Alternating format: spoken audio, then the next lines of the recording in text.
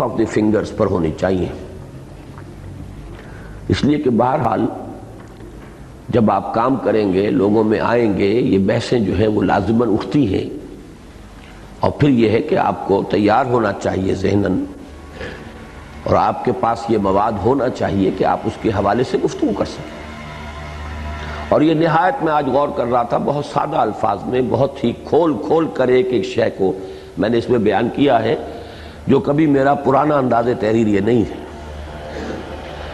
عربی لغت میں دین کا اساسی مفہوم بالکل وہی ہے جس میں یہ لفظ اساس القرآن یعنی سورہ فاتحہ میں استعمال ہوا ہے، یعنی بدلہ یا جزا و سزا، یعنی مالک یوم الدین، بدلے کے دن کا مالک یا جزا و سزا کے دن کا مالک۔ اس لیے کہ بدلہ لامحالہ نیکی کا جزا کی صورت میں ہوتا ہے اور بدی کا سزا کی صورت میں، تو بدلہ یا جزا و سزا ایک ہی معنی ہے۔ چنانچہ قرآن حکیم کی ابتدائی دور میں نازل ہونے والی متعدد صورتوں میں یہ لفظ بغیر کسی اضافی یا توصیفی ترکیب کے اپنی سادہ اور مفرد صورت میں بدلے اور جزا و سزا ہی کے لیے استعمال ہوا ہے، جیسے سورۃ الماعون کی آیت نمبر 1، ارأیت الذی یکذب بالدین فذلک الذی یدعو الیتیم۔ اب یہاں دین جو ہے یہ مرکب اضافی یا مرکب توصیفی کی شکل میں نہیں، یہ مفرد ہے، جو جزا و سزا کو جھٹلاتا ہے۔ تم نے غور کیا اس شخص کے حال پر؟ اور سورۃ التین کی آیت نمبر 7 میں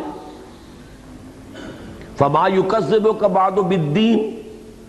تو کیا چیز ہے جو تمہیں آمادہ کرتی ہے اس کے باوجود یا اس کے بعد جزا و سزا کو جھٹلانے پر؟ اور سورۃ الانفطار کی آیت نمبر 9، کلا بل تکذبون بالدین وَإِنَّ عَلَيْكُمْ لَحَافِظِينَ كِرَامًا كَاتِبِينَ، تو یہ دین وہاں پر مفرد شکل میں آیا ہے۔ اور سورۃ الفاتحہ کے علاوہ 12 مقامات پر لفظ یوم کی اضافت کے ساتھ قیامت کے معنی میں آیا ہے، جو بدلے یعنی جزا و سزا کے فیصلے کا دن ہے۔ یوم الدین، جزا و سزا کے فیصلے کا دن، 12 مرتبہ آیا۔ یہاں چاہے تو عربی کی کہاوت کما تدین و تدانو، جیسا کرو گے ویسا بھرو گے، کما تدین و تدانو، جیسا کرو گے ویسا بھرو گے۔ اور حماسہ کے مشہور مصرعے کے الفاظ دناہم کما دانو، جو انہوں نے ہمارے ساتھ کیا تھا وہی ہم نے ان کے ساتھ کر لیا، ہمیں بدلہ دے دیا ان کو جیسا کہ انہوں نے معاملہ ہمارے ساتھ کیا تھا، ہم نے ان کے ساتھ وہی کچھ کیا جو انہوں نے ہمارے ساتھ کیا تھا۔ کے علاوہ اس حقیقت کو بھی ذہن میں مستحضر کر لیں کہ عربی زبان میں قرض کو دین کہا جاتا ہے، اس لیے کہ ہدیہ یا ہبہ کے برعکس اس کا بھی لوٹایا جانا مطلوب ہے۔ کسی کو آپ نے ہدیہ دیا ہے تو واپسی کا تو سوال نہیں، ہبہ کر دیا ہے تب بھی واپسی کا سوال نہیں، تو دین وہ شے ہے جو دے کر واپس لینی ہوتی ہے۔ اس لیے اس کو بھی جیسے کہ اعمال کا بدلہ واپس ملتا ہے آدمی کو، نیکی کی تو جزا ملے گی، بدی کی سزا ملے گی، تو اس لیے دین کا لفظ جو ہے وہ قرض کے لیے ہے، جیسے کسی عمل کا بدلہ اس کے فاعل کی جانب لوٹتا ہے۔ اس لغوی اساس سے اٹھا کر قرآن حکیم نے جب لفظ دین کو اپنی مخصوص اصطلاح کی صورت دی تو اس میں اولاً اطاعت اور تابعداری کا مفہوم پیدا ہوا، اس لیے کہ بدلے اور جزا و سزا کا تصور لازماً مستلزم ہے کسی قانون اور ضابطے اور اس کی اطاعت یا مخالفت کے تصور کو۔ بدلہ کس چیز کا؟ اگر کوئی قاعدہ نہیں، کوئی ضابطہ نہیں، کوئی قانون نہیں تو پھر بدلہ کائے گا؟ کوئی قانون ہوگا، کوئی ضابطہ ہوگا، اس کی اطاعت کی جائے، اس کو مانا جائے تو بدلہ ہے، خطابات ہیں، جاگیریں ہیں، اعزاز ہے، اکرام ہے، مخالفت کی جائے، توڑا جائے تو سزائیں ہیں، جیلیں ہیں، پھانسییں ہیں۔ اور بالآخر اس نے نظام اطاعت کے معنی اختیار کر لیے، جس کی اضافت حقیقی تو اس ذات کی جانب ہوتی ہے جسے مطاع مطلق مان کر اس کی رضا و منشا کے مطابق زندگی کا تفصیلی ڈھانچہ اور ضابطہ تیار کیا جائے۔ البتہ اس کی مجازی اضافت و نسبت ان لوگوں کی طرف بھی ہو جاتی ہے جو اس نظام اطاعت کو قبول اور اختیار کر لیں۔ اب یہ ذرا ثقیل آ گئی ہے بحث، نظام اطاعت۔ اب اس کا جو اصل ہوگی اضافت، جیسے دین اللہ، اللہ کا دین، کیا معنی؟ کہ اللہ کو مطاع مطلق مان کر پوری زندگی کا نظام اس کے نیچے آ جائے تو یہ دین اللہ ہے۔ دین الملک بادشاہ کا نظام، یعنی بادشاہ کی وہ ایبسولوٹ اتھارٹی اور مونارکی کو تسلیم کر کے سوورنٹی کو اب پورا نظام جو ہے وہ اس کے تحت چلے گا۔ یہی لفظ آیا قرآن مجید میں، ما کان لیأخذ اخاہ فی دین الملک۔ حضرت یوسف اپنے بھائی بنیامین کو روکنا چاہتے تھے، لیکن ظاہر بات ہے وہ وہاں حاکم مطلق نہیں تھے، بادشاہ نہیں تھے۔ بادشاہ تو وہ تھا جس نے خواب دیکھا تھا اور اس کی تعبیر بتا کر یہ جیل سے نکلے ہیں اور ایک بہت بڑے منصب پر فائز ہوئے ہیں۔ تو بادشاہ کا نظام تھا، اس میں گنجائش نہیں تھی کہ وہ اپنے بھائی کو روک سکتے، لہذا اللہ نے وہ خاص شکل پیدا کر دی۔ کذالک کدنا لیوسف ما کان لیأخذ اخاہ فی دین الملک۔ اسی دین الملک کی تعبیر ہے فرعون کے اس قول میں جو سورہ زمر میں آیا ہے، سورہ مومن میں یا کسی اور جگہ ہے میں بھول رہا ہوں، الیس لی ملک مصر، کیا مصر کی بادشاہی میری نہیں ہے؟ تو معلوم یہ ہوا کہ وہ جہاں پر کہ بادشاہی مطلق ہے، ایبسولوٹ مونارکی، وہ ہے دین الملک۔ جہاں اللہ کو اس مقام پر بٹھایا ہے، مانا ہے، تسلیم کیا ہے اور پوری زندگی اس کے نیچے آ گئی ہے، وہ دین اللہ ہے۔ تو اصلاً تو اس کا ہے، لیکن اب ایک دین میں اختیار کرتا ہوں تو وہ دینی ہو جائے گا۔ میں نے اللہ کی اطاعت کو قبول کر لیا تو گویا کہ میں دین اللہ میں داخل ہو گیا، لیکن چونکہ میں نے چوائس کیا ہے تو یہ دینی ہے۔ اب نمبر دو، اس دین کے لانے والے چونکہ محمد ہیں صلی اللہ علیہ وسلم تو وہ دین محمد بھی کہلاتا ہے، لیکن یہ جو اضافتیں ہوں گی یہ در حقیقت مجازی ہیں، حقیقی نہیں ہے۔ حقیقی اضافت دین اللہ، وَرَأَيْتَ النَّاسَ يَدْخُلُونَ فِي دِينِ اللَّهِ أَفْوَاجًا۔ دین الملک، دین الجمہور، جمہوریت جو ہے وہ دین الجمہور ہے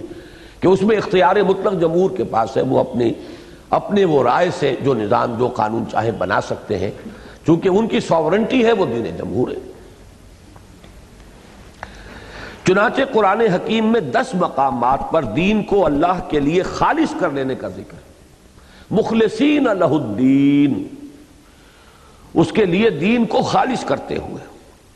اور یہاں ظاہر ہے کہ دین کے معنی اطاعت کے سوا اور کوئی لیے ہی نہیں جا سکتے۔ مخلصین لہ الدین، اپنی اطاعت کو اس کے لیے خالص کرتے ہوئے۔ اسی طرح دین کی اضافت مجازی کی مثالیں تو ہیں دینی اور دینکم اور دینہم، یعنی میرا دین یا تمہارا دین یا اس کا دین یا ان کا دین، اور حقیقی اضافت کی مثالیں ہیں دین الملک، سورہ یوسف آیت نمبر 76، یعنی بادشاہ کا دین یا نظام شاہی، اور دین اللہ سورۃ نصر آیت نمبر 2، یعنی اللہ کا دین یا نظام اطاعت خداوندی یعنی اسلام۔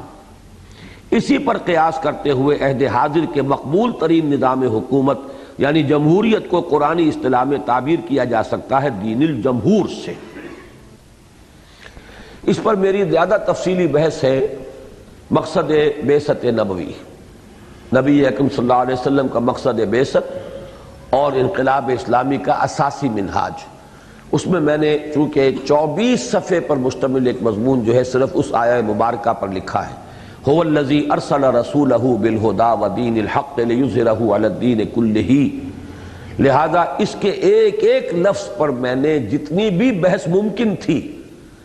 اس لیے کہ لوگ اس میں سے چور دروازے نکالتے ہیں، یہ تو اللہ غالب کرتا ہے، رسول تھوڑا ہی غالب کرنے والے ہیں، میں نے وہ سارے چور دروازے جو ہیں وہاں پر ایک ایک کر کے اس کی پوری تشریح کر دی ہے، اور میں دعوے سے کہہ سکتا ہوں کوئی شخص اس کی کسی بات کو رد نہیں کر سکتا کہ جتنے بھی امکانات ہوں ان ضمائر کے، اس ضمیر کو کسی طرف آپ لے جائیں، اللہ تعالیٰ کا کلام ہے یہ، اور یہ اس کے اندر یہ استعداد ہے لا یاتیہ الباطل من بین یدیہ ولا من خلفہ، باطل اس پر حملہ آور ہو ہی نہیں سکتا، نہ سامنے سے نہ پیچھے سے۔ وہ اپنی پوری حفاظت کرتا ہے، اپنا تحفظ کرتا ہے، اپنے مفہوم کی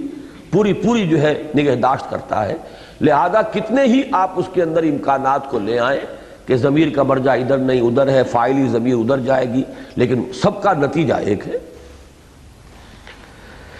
الغرض اسلام نام ہے اس مکمل نظام زندگی کا جو اللہ کو صرف محدود مذہبی معنوں میں معبود حقیقی ہی نہیں بلکہ اس کے ساتھ ساتھ وسیع تر تمدنی و سیاسی مفہوم میں حاکم حقیقی اور مطاع مطلق مان کر اس کی مرضی و منشا کے مطابق مرتب و منظم کیا جائے، اور جو انسانی زندگی کے جملہ انفرادی اور اجتماعی پہلوؤں پر حاوی ہو۔ پھر پڑھیے اس کو ایک ایک لفظ کو۔ الغرض اسلام نام ہے اس مکمل نظام زندگی کا جو اللہ کو صرف محدود مذہبی معنوں میں معبود حقیقی ہی نہیں، معبود حقیقی ہے، مذہب کے پہلو کی نفی نہیں ہے، وہی مطلوب ہے، وہی مقصود ہے، وہی محبوب ہے، لا مقصود الا اللہ، لا مطلوب الا اللہ، لا محبوب الا اللہ۔ نماز اسی کے لیے پڑھنی ہے، اقیم الصلاۃ لذکری، اور خرچ اسی کے لیے کرنا ہے، اسی کی رضا جوئی کے لیے مال صرف کرنا ہے، اور پھر روزہ رکھنا ہے تو پورا کرنا ہے اسی کے لیے۔ حج ہے تو اتم الحج والعمرۃ للہ، حج کو اور عمرے کو مکمل کرو اللہ کے لیے، یہ سب کچھ اللہ کے لیے۔ ان صلاتی و نسکی و محیایا و مماتی للہ رب العالمین۔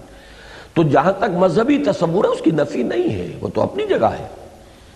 لیکن اسی پر نہ اکتفا ہو جائے۔ محدود مذہبی معنوں میں معبود حقیقی ہی نہیں بلکہ اس کے ساتھ ساتھ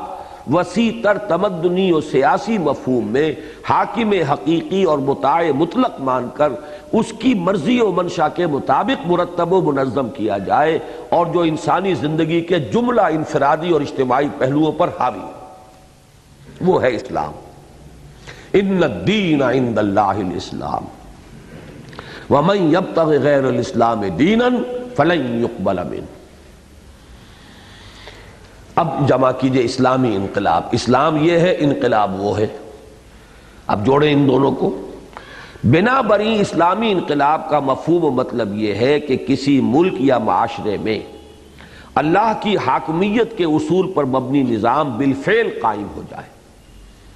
اور پوری قوم یا پورا معاشرہ مجموعی طور پر اللہ کے اقتدار اعلیٰ کو تسلیم کرتے ہوئے اس کے نظام اطاعت کو عملاً قبول کرے۔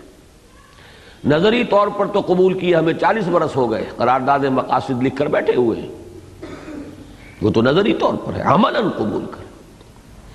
اور جیسے کہ اس سے قبل انقلاب کے مفہوم کی وضاحت کے ضمن میں عرض کیا جا چکا ہے، اس معاملے میں اصل اہمیت اسلام کے نظام اجتماعی کی ہے۔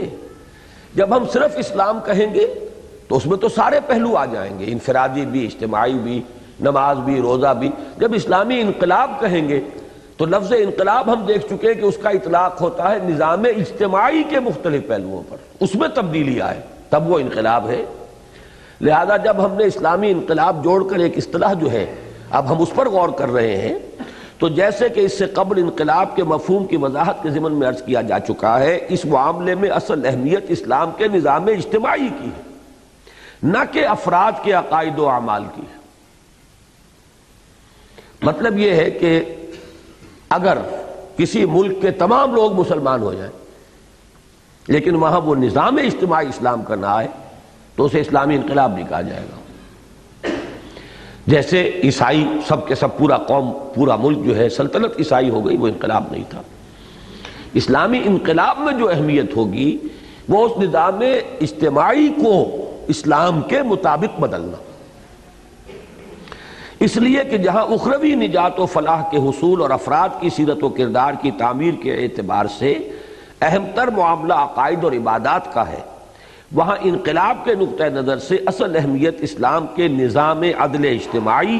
اور دین حق کے نظام عدل و قسط کو حاصل ہے۔ یہی وجہ ہے کہ انقلاب محمدی علیہ صاحب الصلاۃ والسلام کی تکمیل پر نظام اسلامی نے ان لوگوں کے لیے تو نہ صرف یہ کہ اپنے اندر گنجائش پیدا کر دی تھی، یہ بہت اہم ہے نقطہ، یہ دلیل بہت مضبوط ہے کہ اسلامی انقلاب کی جب تکمیل ہوئی حضور صلی اللہ علیہ وسلم کے دست مبارک سے، تو اب نوٹ کیجئے، نظام اسلامی نے ان لوگوں کے لیے تو نہ صرف کہ اپنے اندر گنجائش پیدا کر لی تھی جو اسلام کے عقائد و عبادات کو اختیار نہ کریں، یعنی اسلام کو بطور مذہب اختیار نہ کریں، بلکہ کسی دوسرے مذہب پر قائم رہیں، خواہ یہودی رہیں یا خواہ نصرانی ہو، اور خواہ مجوسی رہیں، خواہ کچھ اور، بلکہ انہیں ایک آئینی و دستوری حیثیت بھی عطا کر دی تھی، اور عقائد و عبادات پر مستزاد قانون شخصی پرسنل لا کی حد تک مکمل آزادی بھی دے دی تھی، لیکن اسلام کے نظام عدل اجتماعی اور اس کے محافظ و امین یعنی قانون مملکت لا آف دی لینڈ کے ضمن میں کسی قسم کی نرمی یا لچک کو گوارا نہیں کیا تھا۔ یعنی آپ کو معلوم ہے نا کہ دو طبقات کے ساتھ بالآخر حضور کے دور میں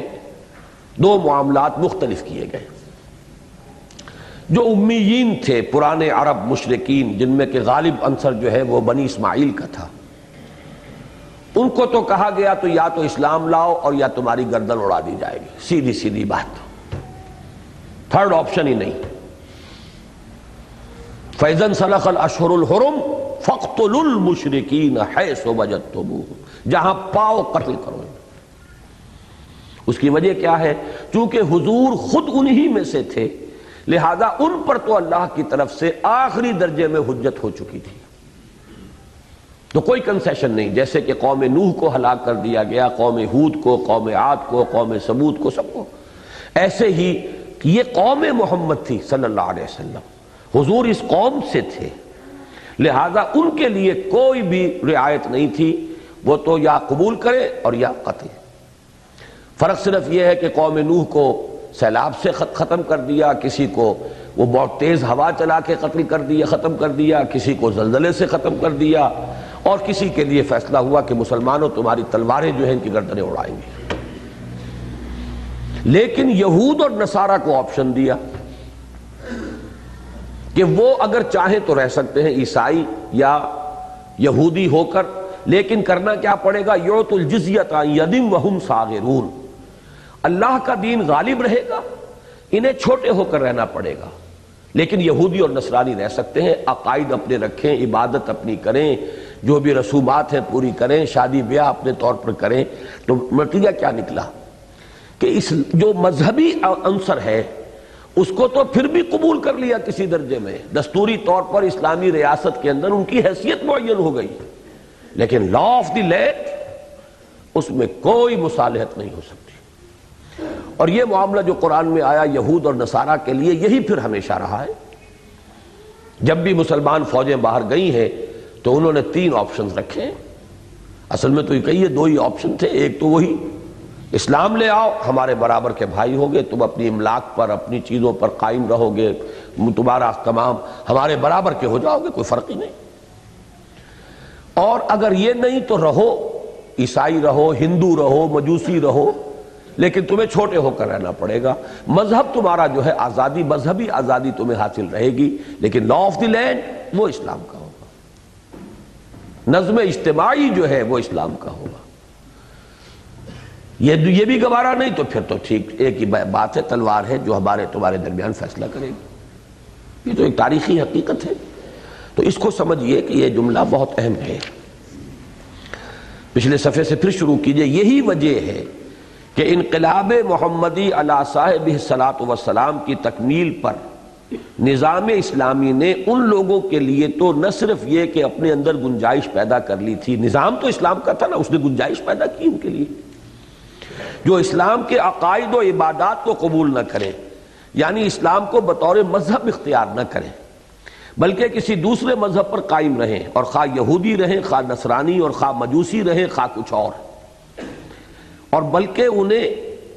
ایک آئینی اور دستوری حیثیت بھی عطا کر دی تھی، اور عقائد و عبادات پر مستضاد قانون شخصی پرسنل لا کی حد تک مکمل آزادی بھی دے دی تھی، لیکن اسلام کے نظام عدل اجتماعی اور اس کے محافظ و امین یعنی قانون مملکت لا آف دی لینڈ کے ضمن میں کسی قسم کی نرمی یا لچک کو گوارا نہیں کیا تھا۔ چنانچہ شریعت اسلامی کے فوجداری اور دیوانی قوانین بھی مسلمانوں اور غیر مسلموں سب پر نافذ تھے، اور حضرت ابوبکر صدیق رضی اللہ تعالیٰ عنہ کا بیان کردہ یہ بنیادی اصول بھی سب کے حق میں یکساں مؤثر اور رائج تھا کہ تم میں سے ہر ضعیف میرے نزدیک قوی ہوگا جب تک کہ میں اسے اس کا حق نہ دلوا دوں، اور ہر طاقتور کمزور ہوگا جب تک کہ اس سے حق وصول نہ کروں۔ اب یہ ہم نے اسلام اور انقلاب، اس کے لفظ، ان دونوں الفاظ کی پوری جو ہے تحقیق کر کے اور پھر ان کو جوڑ کر اور اس کا نتیجہ نکال لیا۔ اب دیکھیے قرآنی اصطلاحات کیا ہیں۔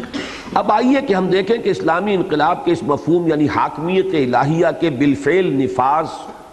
اور قوانین الہیہ کی مطلق اور غیر مشروط و بلا استثناء بالادستی کو قرآن حکیم نے کن الفاظ و اصطلاحات کے ذریعے واضح کیا ہے۔ اس ضمن میں تمہیداً اس حقیقت کی جانب اشارہ مفید ہوگا کہ قرآن حکیم کے مخصوص اسلوب میں ایک پھول کا مضمون ہو تو 100 رنگ سے باندھوں کے مصداق تصریف، یعنی ایک ہی مضمون کو مختلف الفاظ میں اور مختلف پیرایہ بیان میں اور مختلف ترتیب سے بیان کرنے کو ایک مستقل وصف کی حیثیت حاصل ہے۔ قرآن ایک ہی لفظ کے اوپر اکتفا نہیں کرتا، مترادفات جیسے اسلام، اطاعت، تقوی، عبادت تھوڑا تھوڑا فرق ہے، 19-20 کا ہے۔ تبلیغ، دعوت، شہادت، انذار، تبشیر، تذکیر سب تقریباً ایک ہی مفہوم کے الفاظ ہیں۔ اسی طرح یہاں پر ہے کہ متعدد اصطلاحات ہیں، 5 قرآن مجید کی اصطلاحات ہیں جنہیں اب سمجھنا ہے۔ چنانچہ اپنی اساسی اصطلاحات کے ضمن میں بھی قرآن تعدد اور تکثر کو بروئے کار لایا ہے اور اسلامی انقلاب کے مفہوم کو کم از کم 5 مستقل اصطلاحات کے حوالے سے بیان کیا ہے۔ نمبر 1، تکبیر رب۔ تکبیر کے لفظی معنی ہے کسی چیز کو بڑا کرنا یا بڑا بنانا، جیسے تصغیر کے معنی ہے کسی چیز کو چھوٹا کرنا یا چھوٹا بنانا، اور تسہیل کے معنی ہے کسی شے کو آسان کرنا یا آسان بنانا۔ چنانچہ عربی زبان کی عام کہاوت ہے کبرنی موت الکبرا، مجھے بڑا بنا دیا، بڑا کر دیا بڑوں کی موت نے۔ جب تک بڑے لوگ موجود تھے ہم چھوٹے تھے، اب بڑے چلے گئے تو اب ہم ہی بڑے ہو گئے۔ کبرنی موت الکبرا،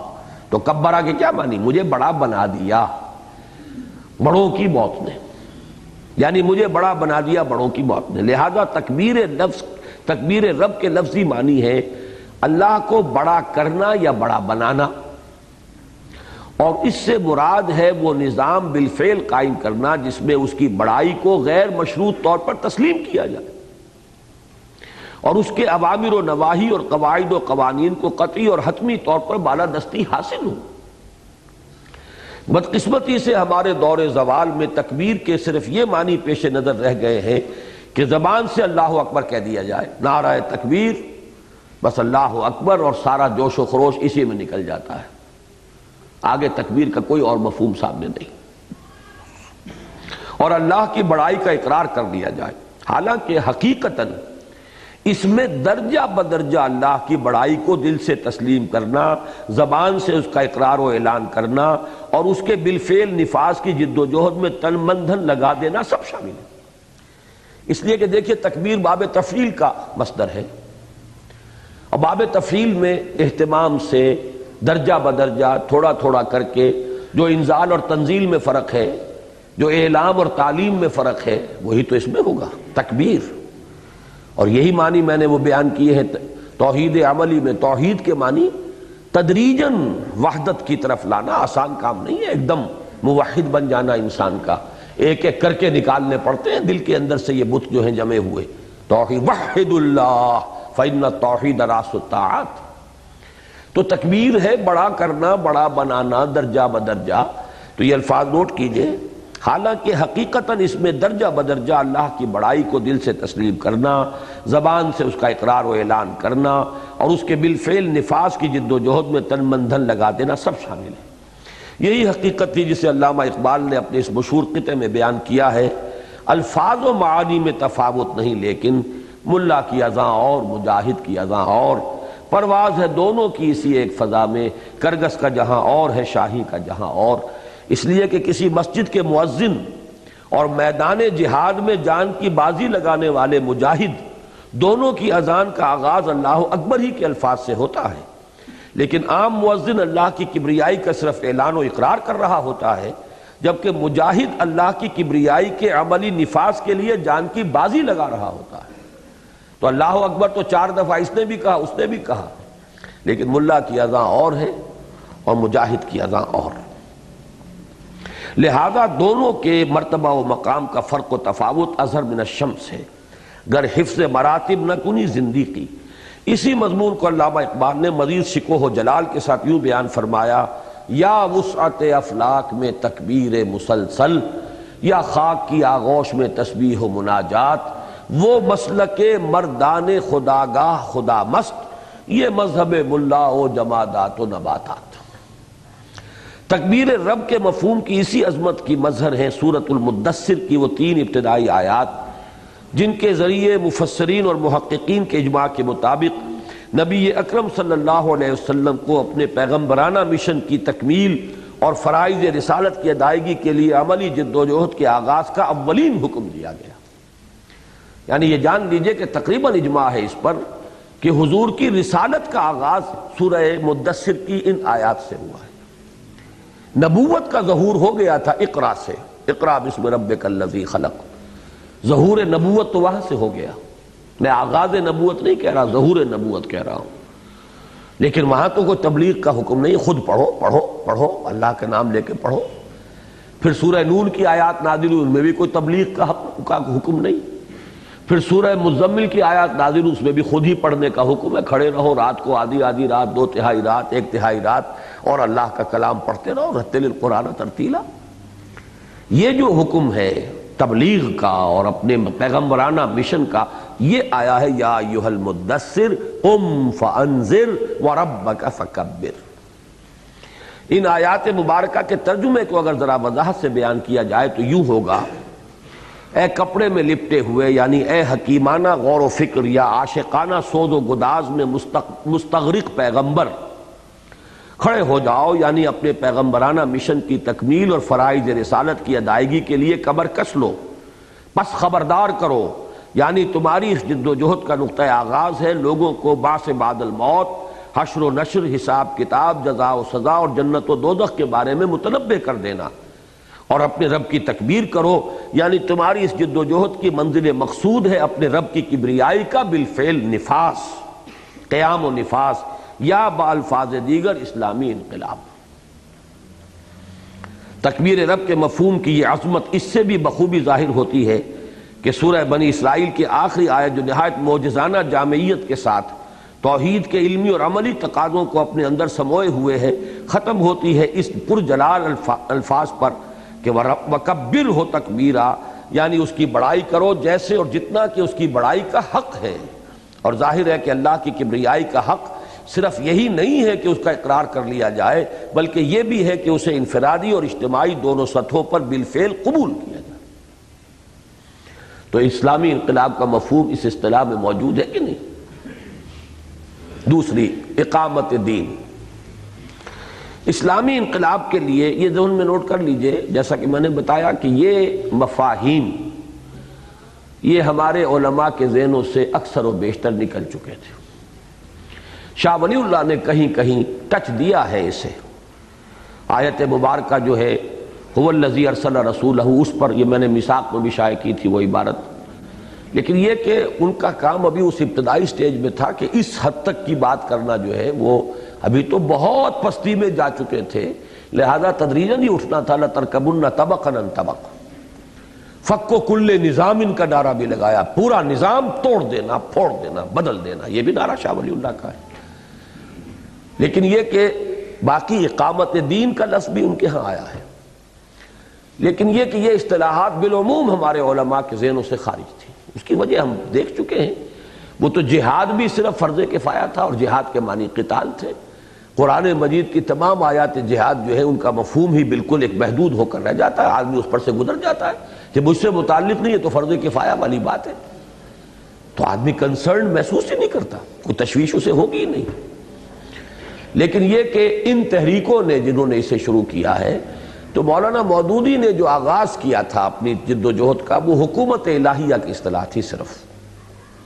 البتہ اصلاحی صاحب نے یہ اقامت دین کی اصطلاح انٹروڈیوس کی اور شہادت علی الناس کی اصطلاح انٹروڈیوس کی۔ یہ ہم پڑھ چکے ہیں کہ میں نے لکھا ہے کہ یہ دو کا قران جو ہوا، حکیم فراہی کے جانشین اور مولانا ابوالکلام آزاد کے معنوی جانشین، ان دونوں کے درمیان جو یہ تعلق رہا ہے، اس نے بہت سی اس سے یعنی برکات ظہور میں آئیں اور بہت سی اچھائیاں اس سے وجود میں آئیں کہ اس میں اصل قرآنی ٹرمینالوجی استعمال ہوئی۔ بعد میں مولانا مودودی نے اسے خوب لکھا ہے، لیکن یہ ہے کہ لوگوں نے اب اس کے اوپر طرح طرح کے اعتراضات وارد کرنے شروع کیے ہیں۔ بہرحال وہ دوسرا مسئلہ ہے۔ میں جس چیز پر انشراح صدر کے ساتھ جو سمجھتا ہوں ان کا مفہوم وہ میں نے اس مضمون میں درج کر دیا ہے۔ اسلامی انقلاب کے لیے دوسری اور اہم ترین اصطلاح قرآنی اصطلاح اقامت دین ہے۔ چنانچہ سورہ شورى کی آیت نمبر 13 میں ارشاد ہوتا ہے شرع لکم من الدین ما وصى به نوحا والذی اوحینا الیک وما وصینا به ابراہیم وموسیٰ وعیسیٰ ان اقیموا الدین ولا تتفرقوا فیہ۔ اللہ نے راہ ڈال دی یعنی مقرر کر دیا تمہارے لیے دین کے ضمن میں وہی جس کی تاکید کی تھی اس نے نوح کو، اور جس کی وحی کی ہے ہم نے اے نبی آپ کی جانب، اور جس کی تاکید کی تھی ہم نے ابراہیم اور موسیٰ اور عیسیٰ کو کہ قائم کرو یا قائم رکھو دین کو۔ بعض تراجم میں آپ جب دیکھیں گے قرآن مجید میں تو قائم رکھو کا لفظ بھی آیا ہے۔ میں ان دونوں کو صحیح مانتا ہوں، قائم کرو یا قائم رکھو دین کو، اور آپس میں تفرقہ نہ ڈالو اس کے بارے میں۔ اس آیہ مبارکہ میں اگرچہ بعض نحوی مشکلات ہیں جن کی بنا پر مترجمین کے مابین اس کے ترجمے میں قدر اختلاف واقع ہوا ہے، لیکن اس امر پر جملہ مفسرین و محققین کا اجماع ہے کہ مختلف رسولوں کو عطا ہونے والی شریعتوں کے مابین تو کسی قدر فرق و تفاوت رہا ہے۔ بفاوائے الفاظ قرآنی لِكُلٍّ جَعَلْنَا مِنْكُمْ شِرْعَةً وَمِنْهَاجًا سورہ مائدہ آیت نمبر 48۔ لیکن حضرت آدم سے علیہ السلام این دم تک دین ایک ہی رہا ہے، شریعتیں مختلف رہی ہیں، دین تو ایک ہے۔ دین آدم کا، دین موسیٰ کا، دین عیسیٰ کا، دین محمد کا صلی اللہ علیہ وسلم، یہ تو سب ایک ہی ہے، دین نوح کا، اور اسی کو قائم رکھنے یا قائم کرنے کا تاکیدی حکم ہر رسول اور اس کی وساطت سے اس کی امت کو دیا جاتا رہا۔ یہ بالکل ایسے ہی ہے جیسے کسی ملک کا آئین یا دستور اساسی تو قائم و دائم رہے، لیکن اس کے تحت تفصیلی قوانین میں وقتاً فوقتاً رد و بدل ہوتا رہتا ہے۔ گویا دین مشابہ ہے دستور کے اور شریعت مشابہ ہے قانون کے۔ لا اینڈ کانسٹیٹیوشن یہ دو بالکل علیحدہ چیزیں ہیں۔ کانسٹیٹیوشن میں یہ طے کیا جاتا ہے کہ ساورنٹی کس کی ہے، لا گیور کون ہے، لیجسلیٹو اتھارٹی کس کے پاس ہے، یہ چیز طے کی جائے گی۔ اب جب جمہوری ہوگا تو پہلے طے کیا جائے گا سٹیزن کون ہے، کیونکہ اس سے پھر وہاں بات چلے گی کہ کون اس میں رائے دینے کا مجاز ہے، اس لیے کہ جمہور کو فیصلہ کرنا ہے کثرت رائے سے، تو سٹیزن شپ، پھر rights of citizen ship, sovereignty, پھر پروسیس آف لیجسلیشن، یہ چیزیں ہیں جو دستور میں طے ہوتی ہیں۔ اب اس کے تحت قانون سازی ہوتی رہتی ہے۔ جو آج کل کہا جا رہا ہے کہ پورے سال میں کوئی قانون سازی نہیں کر سکی پیپلز پارٹی کی گورنمنٹ، کوئی قانون کوئی بل لا ہی نہیں سکی، اس لیے کہ اسے پتا ہے پارلیمنٹ میں پاس کرا بھی لے تو اوپر وہ سینٹ بیٹھی ہوئی ہے،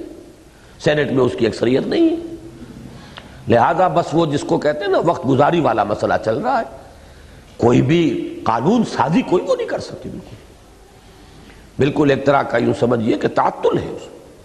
تو قانون سازی تو ہوتی رہتی ہے، اور وکیلوں کی کتابوں میں آپ نے دیکھا ہوگا وہ چیپیاں لگی ہوتی ہیں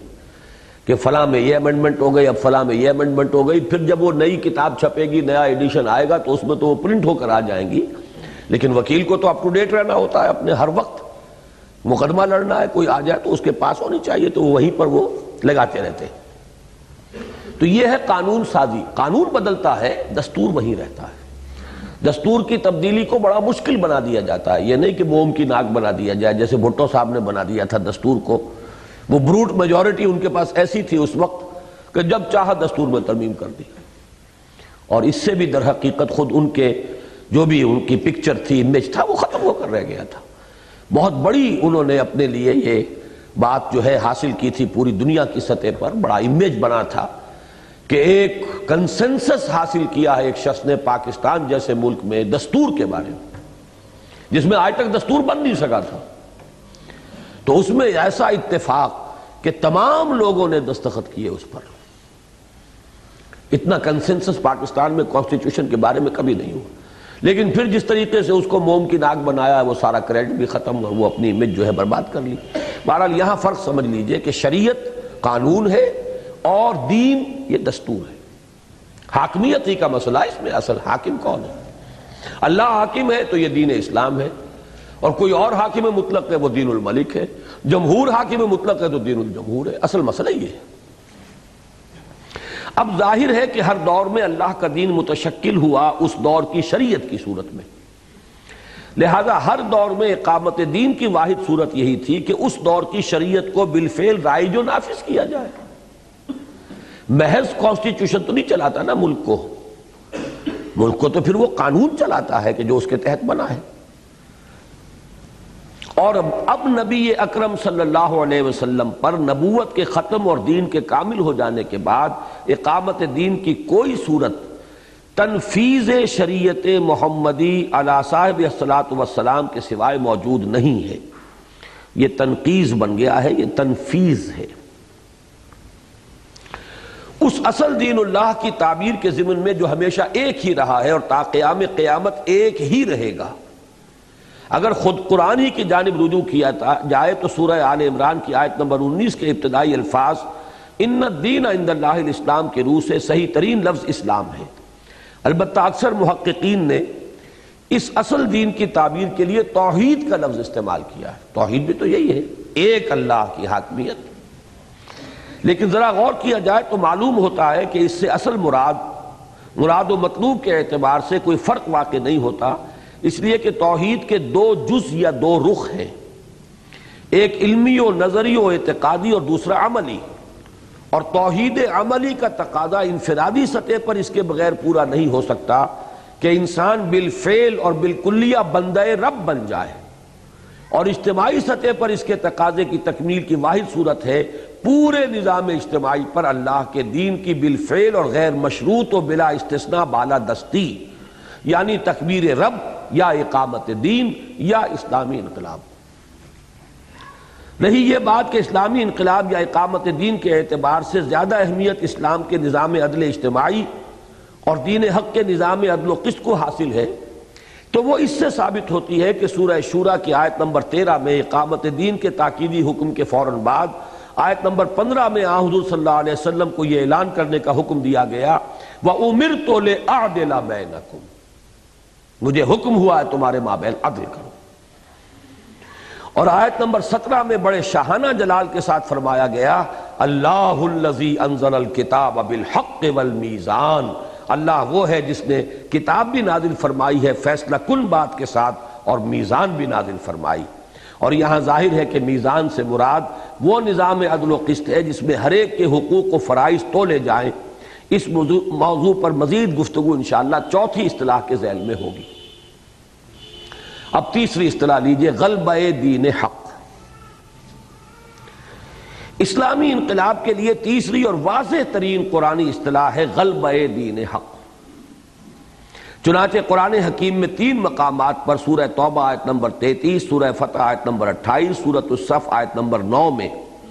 یہ الفاظ مبارکہ بغیر ایک شوشے کے فرق کے وارد ہوئے ہیں، هو الذی ارسل رسولہ بالہدی ودین الحق لیظہرہ علی الدین کلہ، جس کا ترجمہ کسی قدر وضاحتی اضافوں کے ساتھ یوں ہوگا کہ وہی ہے اللہ جس نے بھیجا اپنے رسول محمد کو صلی اللہ علیہ وسلم الہدی یعنی قرآن حکیم اور دین حق یعنی اسلام کے ساتھ، تاکہ وہ غالب کر دے اس کو پورے کے پورے دین پر۔ اس آیہ مبارکہ کے حتمی اور قطعی مدلول کے بارے میں بہت کچھ قیل و قال پایا جاتا ہے، لیکن بعدنا تأمل معلوم ہو جاتا ہے، اور یہ بلا شبہ اعجاز قرآن کا ایک اہم مظہر ہے کہ جملہ احتمالات اور اختلافات کے باوجود اس کے مراد و مطلوب میں قطعاً کوئی فرق واقع نہیں ہوتا، اس لیے کہ اس کے ضمن میں کل قیل و قال وہ کی ضمیر فاعلی اور اس کی ضمیر مفعولی کے مراجع کی تعین کے گرد گھومتا ہے، یعنی وہ غالب کر دے اس کو، لیظہرہ میں 2 ضمیریں ہیں، ضمیر فاعلی وہ غالب کر دے، اس کو غالب کر دے، تو ایک فاعلی ایک مفعولی۔ اب اس کے مرجع کون کون سے ہیں، ضمیر فاعلی سے مراد کون ہے اور ضمیر مفعولی سے مراد کیا ہے، تو جتنے ترجمے بھی ممکن ہے وہ سب کر لیے ہیں، لیکن نتیجہ وہی نکلتا ہے۔ چنانچہ ضمیر فاعلی بھی ممکنہ طور پر 2 جانب رجوع کر سکتی ہے، یعنی اللہ کی جانب یا رسول کی جانب، اور ضمیر مفعولی کے بھی 3 مراجع ممکن ہیں، ایک اللہ، دوسرے رسول اور تیسرے دین حق۔ اب یہ 6 مفہوم بن جائیں گے، اور ان کا احصاء کیا جائے تو 6 ترجمے ممکن ہیں۔ میں نے یہ خلاصہ نکال دیا ہے، باقی تفصیلی بحث وہاں ہے، یہ 24 صفحے کے اندر اس آیت پر بحث کی ہے میں نے، لیکن یہاں اس کا خلاصہ آ گیا ہے۔ 6 ترجمے کیا ہوں گے؟ یعنی ضمیر وہ جو ہے وہ اللہ یا رسول میں سے کسی ایک طرف جائے گی، اور اس کو غالب کر دے تو اللہ کو غالب کر دے، یا رسول کو غالب کر دے، یا دین کو غالب کر دے۔ یہ 3 ادھر ہیں، تو 3 ضرب 2 6 ترجمے ہو گئے۔ اب دیکھیے،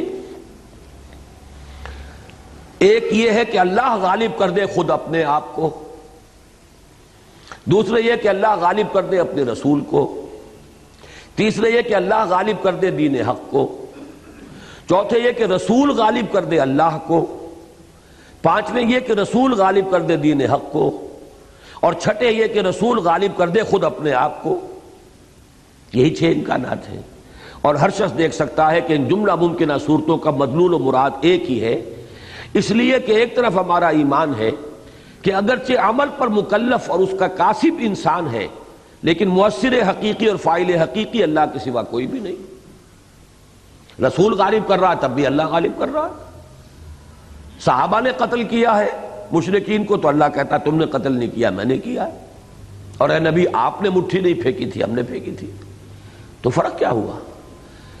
کاسب اعمال انسان ہوتے ہیں، فاعل اور خالق اعمال اللہ ہے، مؤثر حقیقی اللہ ہے، فاعل حقیقی اللہ ہے، جس کی مثال ہے چنانچہ سورۃ الانفال کی آیت نمبر 17 میں وارد شدہ الفاظ فَلَمْ تَقْتُلُوهُمْ وَلَٰكِنَّ اللَّهَ قَتَلَهُمْ وَمَا رَمَيْتَ إِذْ رَمَيْتَ وَلَٰكِنَّ اللَّهَ رَمَىٰ۔ اے مسلمانوں، انہیں تم نے نہیں، اللہ نے قتل کیا، اور اے نبی وہ مشت خاک جو آپ نے پھینکی تھی، آپ نے نہیں، اللہ نے پھینکی تھی۔ اس پر نص قطعی کا درجہ رکھتے ہیں، گویا ہاتھ ہے اللہ کا بندہ مومن کا ہاتھ، اور دوسری طرف غلبہ اللہ کا ہو یا اس کے رسول کا، اس سے دین کا مضمون واحد ہے، دین اللہ کا، دین اللہ کے رسول کا۔ تو غلبے کی ساری صورتیں اللہ کا یا رسول کا یا دین کا ایک ہی مفہوم ہے، دین کا غلبہ، اور غالب کرنے والا اللہ ہو یا رسول ہو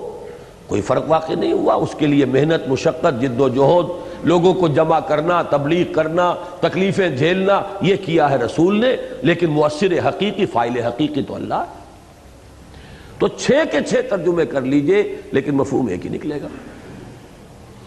قرآن حکیم میں بغیر ایک شوشے کے فرق کے 3 بار وارد ہونے والے ان الفاظ مبارکہ کی اہمیت پر اس وقت تفصیلی روشنی ڈالنا ممکن نہیں ہے، البتہ یہ اجمالی اشارہ ضروری ہے کہ امام الہند حضرت شاہ ولی اللہ دہلوی رحمۃ اللہ علیہ نے انہیں پورے قرآن مجید کا عمود یعنی مرکز و محور قرار دیا ہے، اور فلسفہ ولی اللہ کے ایک اہم شارح مولانا عبید اللہ سندھی مرحوم نے انہیں بین الاقوامی یا عالمی اسلامی انقلاب کا عنوان قرار دیا ہے۔ اور یہ بات تو ہر انسان بطور خود سمجھ سکتا ہے کہ ان الفاظ مبارکہ میں اللہ تعالیٰ نے نبی اکرم صلی اللہ علیہ وسلم کے مقصد بعثت کی اتمامی اور تکمیلی شان بیان فرمائی ہے، لہٰذا یہ سیرت النبی کے صحیح فہم کے لیے بمنزلہ کلید ہے۔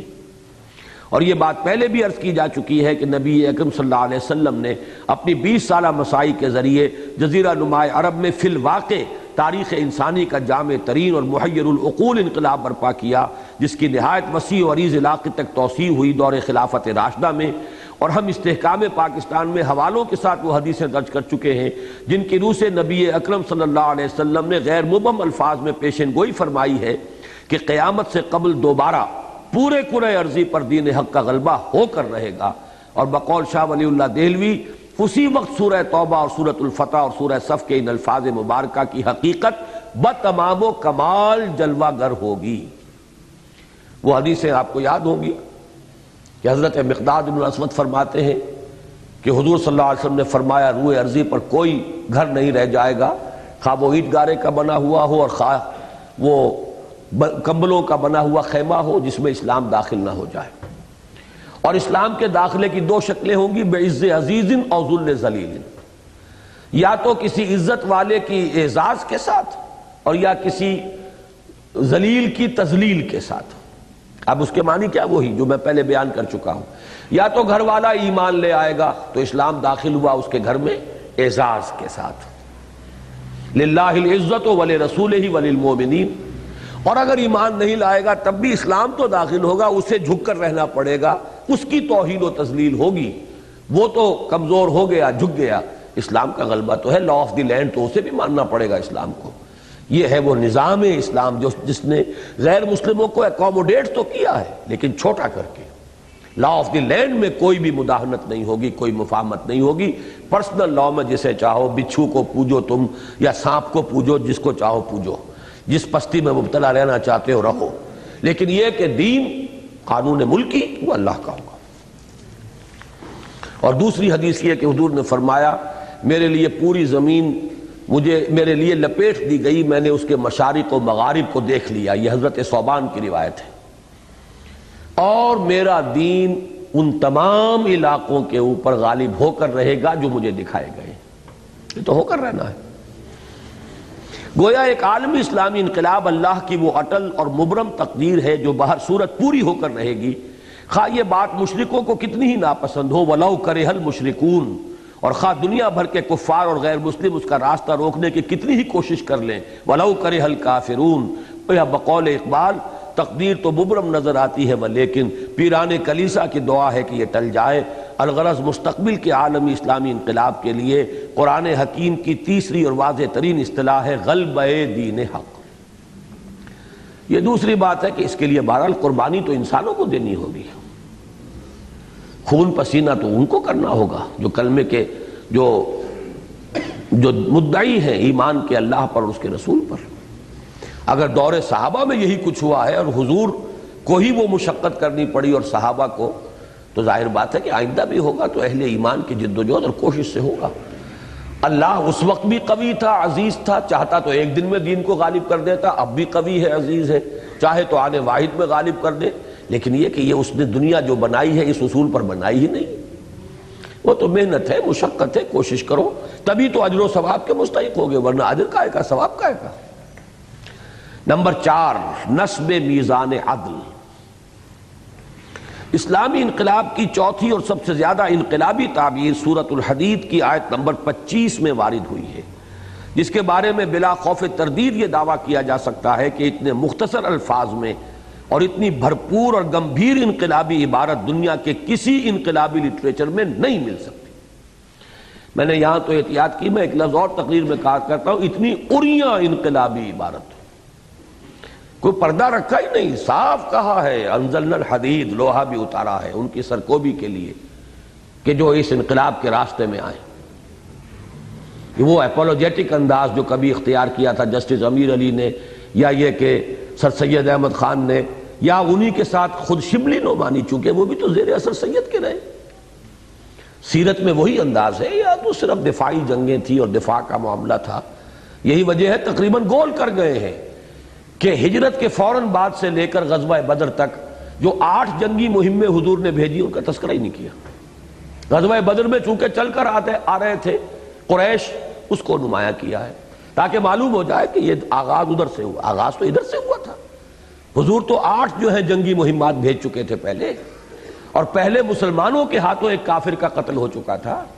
انیشیٹو تو ہوا ہے اب حضور کی طرف سے، لیکن وہ ایک دور تھا اپولوجیٹک انداز، مروبیت کا انداز. وہ ہم پر حملے کرتے تھے کہ بوئے خون آتی ہے اس قوم کے افسانوں سے. ہم نے کہا نہیں جی نہیں حضور، خواہ آپ کو مغالطہ ہوا ہے، ایسی بات نہیں ہے، ہم نے تو صرف دفاع کے اندر اپنی حفاظت میں جنگ کی تھی. لیکن قرآن کہتا انزلنا الحدید فیہ باس شدید ومنافع للناس ولیعلم اللہ من ینصرہ ورسلہ بالغیب. اس لیے میں کہتا ہوں یہاں تو لگی لپٹی ہے ہی نہیں، دھڑلے سے کہہ رہا ہے قرآن، اور بربلا کہہ رہا ہے کہ طاقت کے استعمال کا وقت آئے تو طاقت بھی استعمال ہوگی. طاقت کائے کے لیے؟ استعمال کرنے کے لیے. وہ باطل ہی کے لیے استعمال ہوگی، حق کے لیے نہیں ہوگی. تو اس لیے میں کہا کرتا ہوں کہ یہ تو بڑی اریاں انقلابی عبارت ہے. لقد ارسلنا رسلنا بالبینات وانزلنا معهم الکتاب والمیزان لیقوم الناس بالقسط وانزلنا الحدید فیہ باس شدید ومنافع للناس ولیعلم اللہ من ینصرہ ورسلہ بالغیب ان اللہ قوی عزیز. جس طرح اس آیت کو کھول کر بیان کیا تھا اسی طرح، چونکہ تفسیر اس وقت ہم نہیں کر رہے ہیں، صرف ترجمے میں اس کے درمیان میں وضاحتی چیزیں شامل کر کے بات یوں بنے گی، اس آیہ مبارکہ کا ترجمہ بعض تشریحی اشارات کے ساتھ یوں ہوگا: یقیناً اپنے اپنے رسولوں کو روشن نشانیوں یعنی معجزات و براہین کے ساتھ بھیجا، اور اس کے ساتھ اپنی کتاب بھی نازل فرمائی اور میزان بھی، تاکہ لوگ عدل پر قائم ہوں۔ اسی لیے عنوان ہے نصب میزان عدل، گاڑ دینا میزان عدل کو، قائم کر دینا، کھڑا کر دینا۔ اور جو لوگ اس میزان عدل کے نصب کرنے میں رکاوٹ بنے، ان کی سرکوبی کے لیے ہم نے لوہا اتارا جس میں حرب و ضرب کی شدید قوت ہے، اور اس کے ساتھ ساتھ لوگوں کے لیے کچھ دوسرے فائدے بھی ہیں۔ اور اس سے اللہ کا اصل مقصد یہ ہے کہ اللہ ایمان کا دعویٰ کرنے والوں کو آزمائے اور یہ دیکھے کہ ان میں سے کون ہیں جو لوہے کی حربی قوت کے استعمال کے ذریعے مدد کرتے ہیں اس کی اور اس کے رسولوں کی غیب میں رہتے ہوئے، ورنہ یقیناً اللہ خود نہایت زور آور اور مختار مطلق ہے۔ عاجز ہو کر مدد نہیں مانگ رہا تم سے، مختار مطلق ہے، جب چاہے آنے واحد میں کر دے، لیکن تمہاری آزمائش ہے۔ اس آیہ مبارکہ نے نہایت واشگاف الفاظ میں واضح کر دیا ہے کہ نمبر 1، شریعت خداوندی کی اصل حیثیت ایک میزان عدل و قسط کی ہے، جس میں انسانوں کے انفرادی اور اجتماعی حقوق و فرائض کو تولے جانے چاہیے، اور جس کا اصل مقصد مرد اور عورت، فرد اور جماعت اور سرمایہ اور محنت کے مابین حقوق و فرائض کا توازن پیدا کرنا ہے۔ ثانیاً، بعثت انبیاء و رسل اور نزول وحی و کتب سے آخری مطلوب یہ ہے کہ اللہ کی ادا کردہ میزان عدل و قسط بالفعل نصب ہو، اور جس سے جو کچھ ملے اس میں تل کر ملے، اور جس سے جو کچھ لیا جائے اس میں تول کر لیا جائے۔ اور اگر یہی مقصد حاصل نہ ہو، اگر یہ نہیں تو بابا پھر سب کہانیاں ہیں، تلاوت کرتے رہو کتاب کی، ثواب لیتے رہو، اس میں تلاوت کرتے رہو کہ چور کا ہاتھ کاٹ دو، چور کا ہاتھ کاٹ دو، لیکن کبھی وہ نظام قائم نہ کرنا جس میں کہ وہ چور کا ہاتھ کٹے۔ یہ نہیں تو بابا پھر سب کہانیاں ہیں کہ مصداق رسولوں کے ساتھ عشق و محبت کے دعوے باطل اور کتاب الہی کی تلاوت و قرات کا ذوق و شوق بے مقصد ہو جاتا ہے۔ ثالثاً، اس میزان عدل و قسط کو عملاً نصب کرنے کے ضمن میں جہاں اصل کام دعوت و تبلیغ، وعظ و تلقین، انذار و تبشیر اور ترغیب و ترہیب سے لیا جائے گا، وہاں قوت و طاقت کا استعمال بھی قطعاً غلط یا مطلقاً ناجائز نہیں، بلکہ حسب ضرورت نہ صرف جائز بلکہ بعض صورتوں میں فرض اور واجب ہو جاتا ہے۔ نمبر 4، جس طرح انسان کی حیات دنیاوی کا اصل مقصد عزو قرآن ابتلاء و آزمائش ہے، ذہن میں لائیے سورۃ الملک کی آیت نمبر 2، خلق الموت والحیات لیبلوکم ایکم احسن عملا۔ اللہ نے موت و زندگی کا یہ سلسلہ اسی لیے بنایا ہے کہ تمہیں آزمائے کہ کون ہے تم میں سے بہترین عمل کرنے والا۔ اور توجہ کیجئے علامہ اقبال کے شعر کی جانب کہ قلزم ہستی سے تو ابرا ہے مانند حباب، اس نیا خانے میں تیرا امتحان ہے زندگی۔ اسی طرح انبیاء و رسل کی بعثت اور کتاب و شریعت کے نزول کا مقصد ان لوگوں کے خلوص و اخلاص اور صداقت کا امتحان ہے جو اللہ اور اس کے رسولوں پر ایمان کے دعوے دار ہو کہ آیا وہ اللہ کی عطا کردہ میزان عدل کو بالفعل نصب کرنے اور اسلام کے نظام عدل و قسط کو عملاً نافذ کرنے میں تن من دھن کھپاتے، حتیٰ کہ وقت آنے پر نقد جان ہتھ علی پر رکھ کر میدان میں آتے ہیں یا نہیں۔ خامساً، وہ صاحب ایمان جو اس امتحان میں پورے اتریں اللہ کے نزدیک بلند ترین مقام و مرتبے کے مستحق ہوں گے، یہاں تک کہ اللہ اور اس کے رسول کے مددگار قرار پائیں گے۔ قرآن حکیم کے طالب علم جانتے ہیں کہ اس کتاب عزیز کا ایک مستقل اصول یہ ہے کہ اس میں اہم مضامین کم از کم 2 مرتبہ ضرور آتے ہیں۔ چنانچہ بعین ہی سورہ حدید کی اس آیت نمبر 25 کی طرح سورہ شورى جس کا ہم پہلے حوالہ دے چکے ہیں کہ آیت نمبر 17 میں بھی کتاب و میزان کا ذکر یکجا ہوا ہے۔ اللہ الذی انزل الکتاب والمیزان، یہاں بھی فرمایا وانزلنا معہم الکتاب والمیزان۔ اسی طرح اللہ اور اس کے رسول کی نصرت کا ذکر جس انداز میں سورہ حدید کی اس آیت کے آخر میں آیا ہے، بالکل اسی طرح سورہ صف کی آخری آیت میں وارد ہوا ہے، یا ایھا الذین آمنوا کونوا انصار اللہ، کما قال عیسی ابن مریم للحواریین من انصاری الی اللہ۔ اور ذہن میں تازہ کر لیجئے کہ سورہ صف کی مرکزی آیت وہی ہے جس میں نبی اکرم صلی اللہ علیہ وسلم کا مقصد بعثت بیان ہوا ہے، یعنی وہی ہے جس نے بھیجا اپنے رسول کو الہدی اور دین حق کے ساتھ تاکہ غالب کرے اسے پورے کے پورے دین پر۔ گویا سورہ شورى میں وارد شدہ اصطلاح اقامت دین،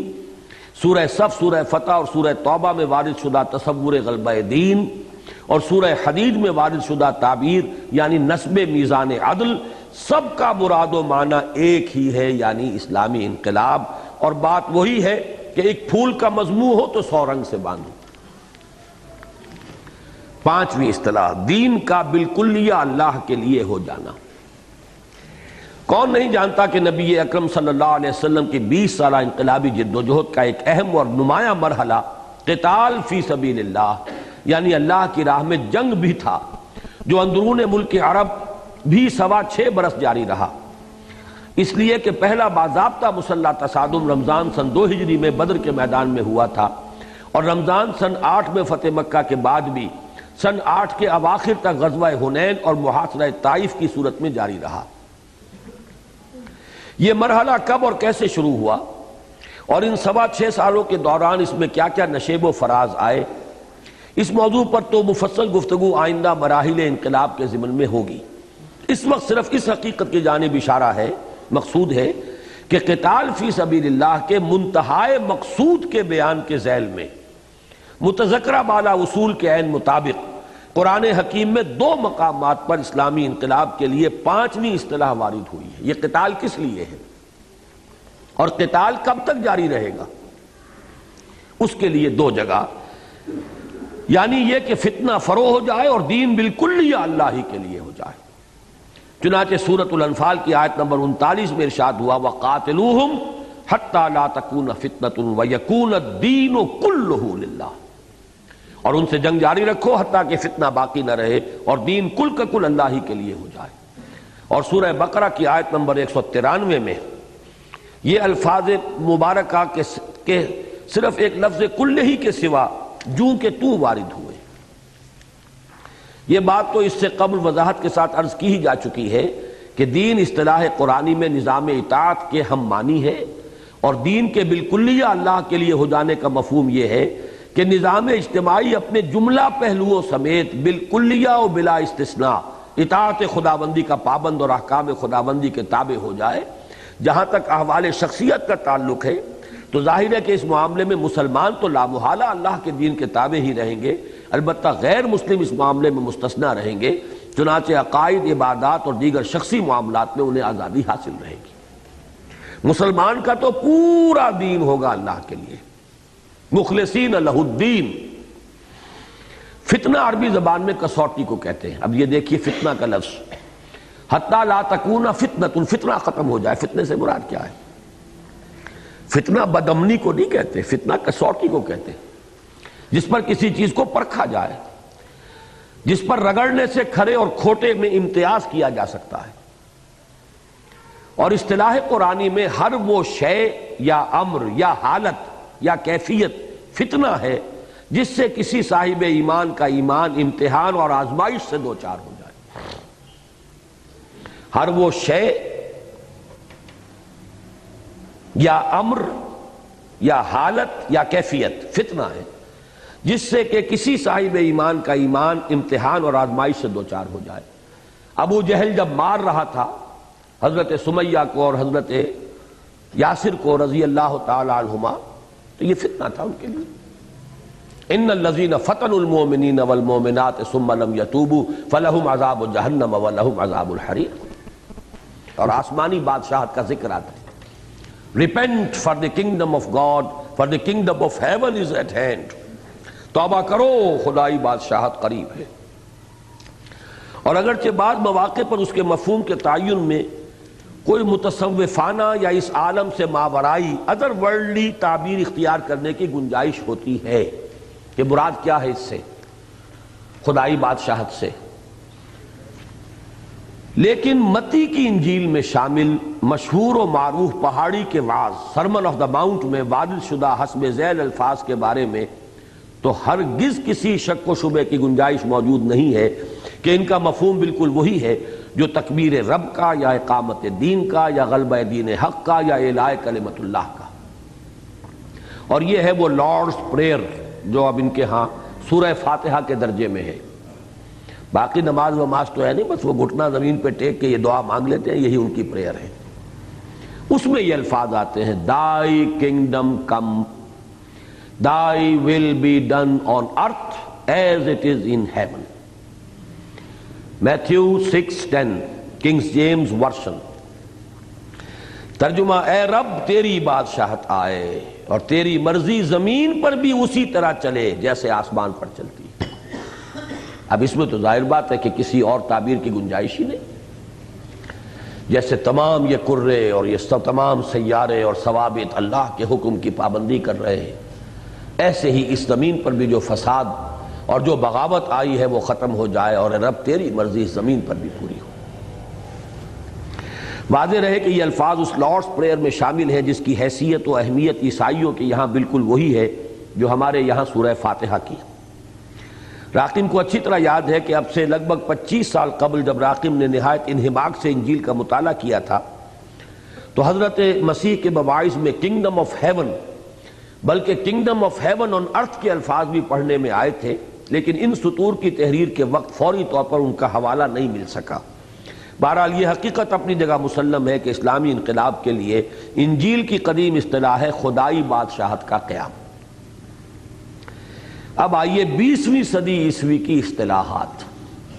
اب یہ اسی اصول کے تحت نئی اصطلاحات وضع کی گئیں جو میں نے شروع میں بیان کیا تھا.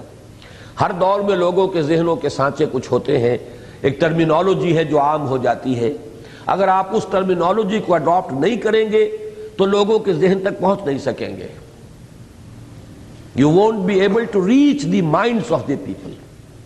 کمیونیکیشن کا حق ادا نہیں ہوگا، ابلاغ کا حق ادا نہیں ہوگا. اسی اصول کے تحت یہ اصطلاحات اختیار کی گئیں. راقم الحروف اپنی تحریر امت مسلمہ کا عروج و زوال میں تفصیلاً اور اپنی تالیف استحکام پاکستان میں اختصاراً عرض کر چکا ہے کہ 20ویں صدی عیسوی کو امت مسلمہ کی تاریخ میں ایک اہم موڑ کی حیثیت حاصل ہے. اس صدی کے اوائل میں یعنی پہلی جنگ عظیم کے بعد امت مسلمہ اپنی 1400 سالہ تاریخ کے دوسرے دور زوال کی انتہا کو پہنچ گئی تھی. اس کے بعد کے 50-60 سال کا عرصہ ایک عجیب نقشہ پیش کرتا ہے.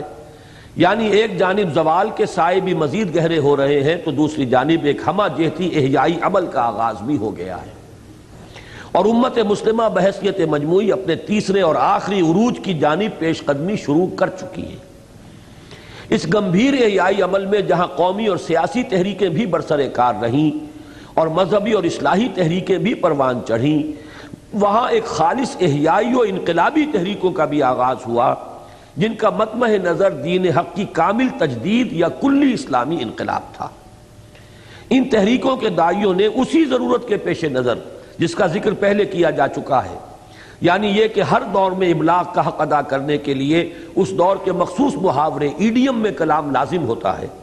تکبیر رب یا اقامت دین یا غلبہ دین یا اعلاء کلمت اللہ کے لیے مختلف اوقات و مراحل پر مختلف اصطلاحات کو ابلاغ عام کا ذریعہ بنایا، جن میں سے 3 درجے ذیل ہیں، تاکہ سورہ بقرہ کی آیت نمبر 196 میں وارد شدہ الفاظ تلک عشرۃ کاملہ سے مشابہت پیدا ہو جائے. 7 تو ہو چکی ہیں، 5 قرآن کی، 1 حدیث کی، 1 انجیل کی، 3 ہے یہ 20ویں صدی کی تحریکوں کی. ان میں سے اہم ترین اصطلاح جسے اس صدی کے اوائل میں متعدد اصحاب دعوت و عزیمت نے استعمال کیا، حکومت الہیہ کا قیام ہے. یہ اصطلاح مولانا آزاد کی بھی ہے، یہ اصطلاح جو ہے علامہ مشرقی نے بھی استعمال کی. یہ اصطلاح خیری برادران، عبدالستار خیری، عبدالغفار خیری، یہ بھی اس دور میں بہت مشہور شخصیتیں تھے. تو یہ علیحدہ بات ہے کہ اب ان تمام شخصیات کا تعارف کرانا میرے لیے یہاں ممکن نہیں ہے، لیکن میثاق میں تذکرہ آیا تھا ان کا تفصیل سے بھی. ان سب نے ایک لفظ استعمال کیا اور اسی کو لے کر مولانا مودودی صاحب آگے چلے تھے. جیسے میں بتا چکا ہوں کہ پھر اصلاحی صاحب جب ساتھ آئے ہیں تو پھر وہ اقامت دین وغیرہ کی اصطلاح جو ہے وہ استعمال ہوئی. ان میں سے اہم ترین اصطلاح جسے اس صدی کے اوائل میں متعدد اصحاب دعوت و عزیمت نے استعمال کیا، حکومت الہیہ کا قیام ہے. اس اصطلاح کو سب سے پہلے الہلال اور البلاغ کے مدیر اور حزب اللہ کے مؤسس و امیر مولانا ابوالکلام آزاد مرحوم نے استعمال کیا تھا۔ پھر جب وہ بعض علماء کی مخالفت و مزاحمت سے بددل ہو کر بالکلیہ جہاد حریت میں مصروف اور انڈین نیشنل کانگریس میں شامل ہو گئے تو ان کے مشن کو انہی کے ایجاد کردہ اصطلاح کے حوالے سے اثر نو شروع کیا مولانا ابوالعلا مودودی مرحوم مدیر ترجمان القرآن اور بانی جماعت اسلامی نے۔ اسی طرح اس اصطلاح کو اختیار کیا خاکسار تحریک کے داعی و سربراہ علامہ عنایت اللہ مشرقی مرحوم کے علاوہ بعض دوسرے نسبتاً غیر معروف اصحاب مثلا خیری برادران وغیرہ ہم نے۔ اس اصطلاح کے پس پردہ دو حقائق لائق توجہ ہیں۔ ایک یہ کہ چونکہ عالمی سطح پر یہ دور سیاسی تحریکوں کا تھا جن کا ہدف حکومت ہوتی ہے، معاشی تحریکوں کا معاملہ ابھی صرف یورپ تک محدود تھا۔ ابھی یہ تھرڈ ورلڈ میں تو صرف پولیٹیکل موومنٹس، فریڈم موومنٹس چل رہی تھی، جہاں انقلاب روس ابھی تازہ برپا ہوا تھا، یعنی ویسٹ میں، یورپ میں۔ لہذا حکومت الہیہ کا لفظ نہایت آسان اور قریب الفہم تھا۔ دوسرے یہ کہ اس دور میں پورا عالم اسلام یورپ کی عیسائی اقوام کے زیر تسلط تھا، اور بالخصوص ہندوستان تو انگریزوں کا براہ راست غلام تھا، جنہوں نے یہاں عیسائیت کی تبلیغ کا سلسلہ بھی پورے زور شور سے جاری کر رکھا تھا۔ لہذا اس پس منظر میں حکومت الہیہ کا لفظ ہی موضوع ترین تھا، اس لیے کہ یہ پورا ہم پلہ اور کامل مد مقابل تھا خدائی بادشاہت کا۔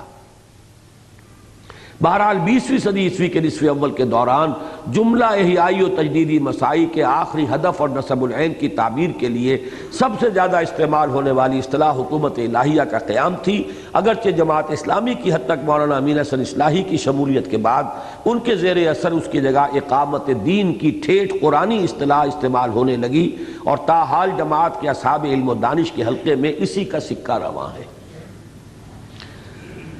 نمبر 9، قیام نظام اسلامی۔ 1947-48 میں جب جماعت اسلامی پاکستان نے پاکستان کی عملی سیاست کے میدان میں اترنے کا فیصلہ کیا تو فطری طور پر حکومت الہیہ اور اقامت دین کی جگہ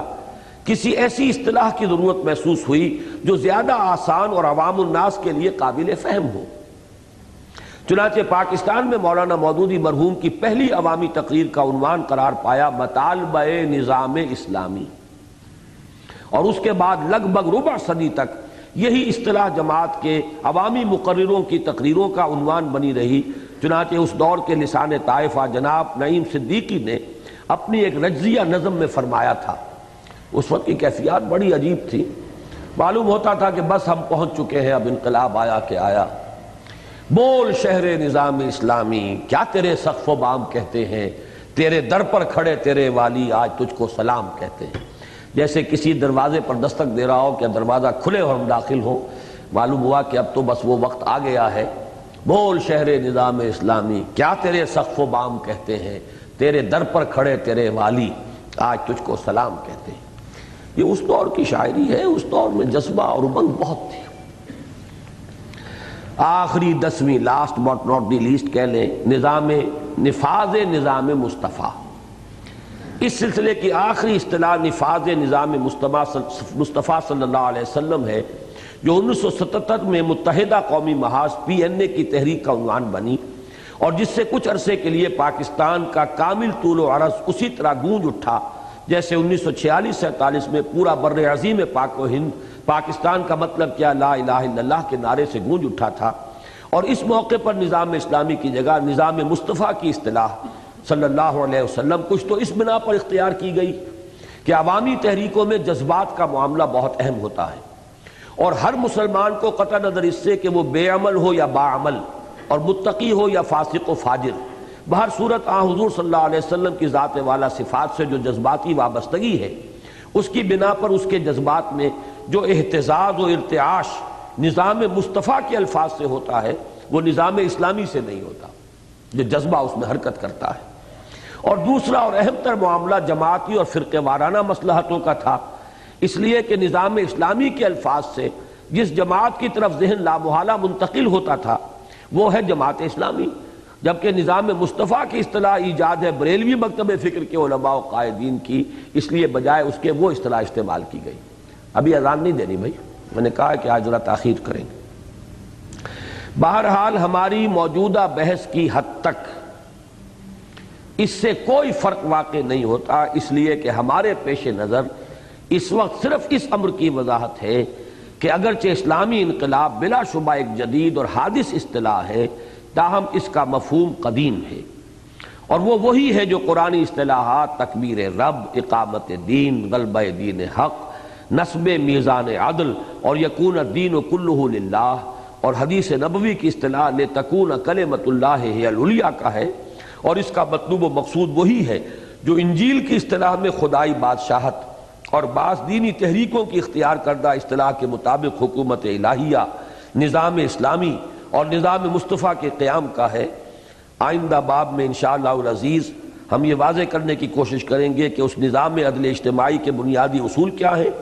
جس کا قیام اسلامی انقلاب کا مقصود و مطلوب ہے، اور اس سیاسی، معاشی اور سماجی نظام کے اہم خد و خال کیا ہوں گے جو اس کے نتیجے میں قائم ہوگا، تاکہ اسلامی انقلاب کیا کا جواب مکمل ہو سکے۔ اب فوراً تو آپ دعا کریں کہ اللہ تعالیٰ میرے قلم کو کھول دے اور سکون عطا کرے تاکہ میں یہ اب آگے اس تصنیف کو مکمل کر سکوں، اس لیے کہ میرا معاملہ ایسا ہی ہوتا ہے، بس کبھی کبھی قلم کھلتا ہے اللہ کی خاص ہی عنایت سے، ورنہ بند ہو جاتا ہے۔ دوسری بات جو میں عرض کر چکا ہوں اسے مزید وضاحت کے ساتھ بیان کر دوں کہ اب عشاء کے بعد کا سیشن آج نہیں ہے۔